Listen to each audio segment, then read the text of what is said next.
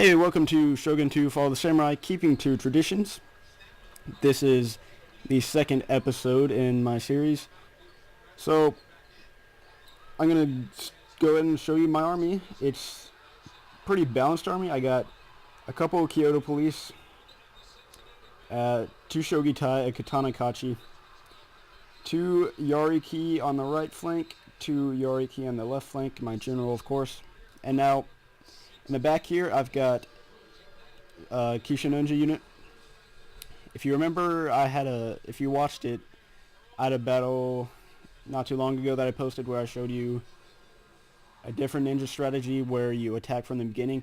This one, I only have 1 unit this time, and it's a strategy that requires you to be quite a bit more patient with your ninjas.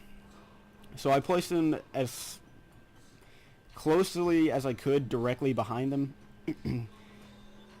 Like the area back here, that was all blocked off, so I couldn't really go back there. So I have them back here, and they're going to slowly start walking up because I know my opponent's going to play defensive because he's got quite a bit of gun units. So I'm going to show you his army now.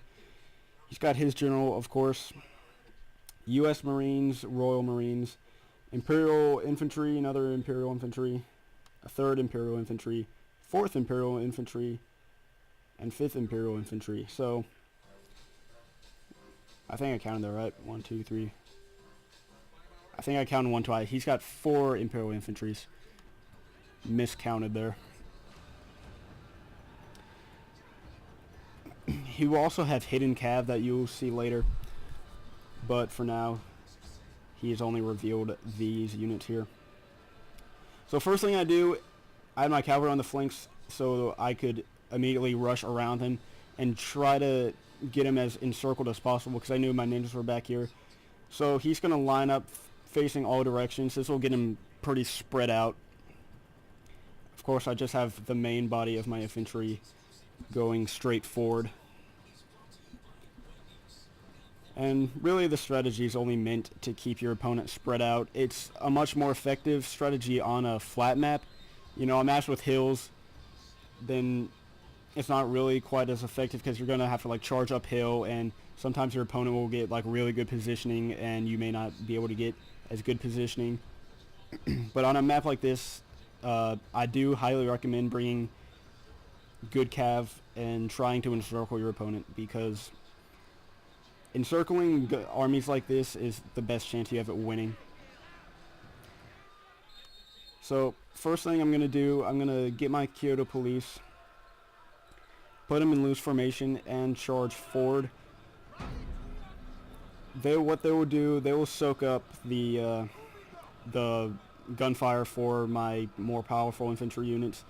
And you may be questioning why bring Kyoto police when spear levy are cheaper if I'm going to bring if they're just going to be used as a meat shield. And that's just because spear levy will probably retreat long before they will even reach them, which would make my Shogitai here, they would lose a lot more units as well. So I charged. He only had 1 Imperial Infantry guarding this flank, so I charged it, and he charged his cav out of the woods, which was okay. I didn't really need my cav because I knew that since my infantry had already engaged, I could pretty much plow through his. And I decided that this is the time for my ninjas to strike, so I put them on the stealth mode, and I'd run as quickly forward as possible to get to his general.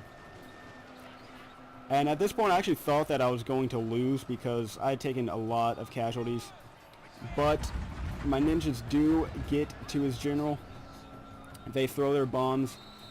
He's freaking out, and he doesn't really know what's going on, so I'm take this opportunity to charge into the backs of his Royal Marines with my ninja. He's also trying to reinforce here, so I'm going to charge my cavalry in before these guys can reinforce the rest of his army. They do get some shots off, but not really that many. And now with my ninjas flanking, the rest of his central force here is going to break, and my men's morale has recovered for the most part. So he also wasn't really careful with his general, but his general is a melee general, even though he did bring a modern army, so it's understandable why he would charge in and help, but it didn't really work out for him.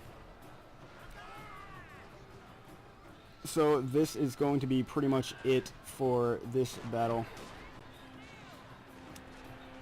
I charged my cav over here because I knew that since my infantry is already really close to these guys, it would make more sense for me to get my cav over here quickly so they wouldn't be able to tear apart my army.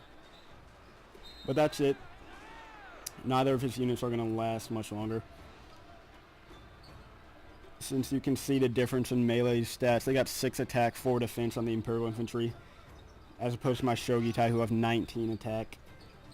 So no modern unit will last long in a melee fight, and he actually just raged quit at this point. So that's the end of this battle. Hope you enjoyed it. Hope you learned a decent strategy to be able to surround your opponent, get his army spread out, and just coordinate all of your attacks at the same time. So that way he'll have trouble reinforcing each side that he might need to reinforce. And the ninjas really what won me the battle there. I probably would not have won if I couldn't get them into the backs of his Royal Marines, who were holding out pretty well actually. But I'm going to show you the unit statistics. Okay, so unit statistics here. My ninjas got 78 kills, which was really good considering they have only 45 guys in their unit. One of my cav did really well, got 106 kills, and a Shogitai got 150, Katana Kashi got 110. My other Shogitai did not do as well. His units, his U.S. Marines got 183. Of course, they were the ones in the front that mowed down all of my Kyoto police. He had an Imperial Infantry also do really well. Got 136. None of his other units did all that well. My general also got 45, so yeah, that's it for now. Hope you enjoyed this one though, and have a nice day.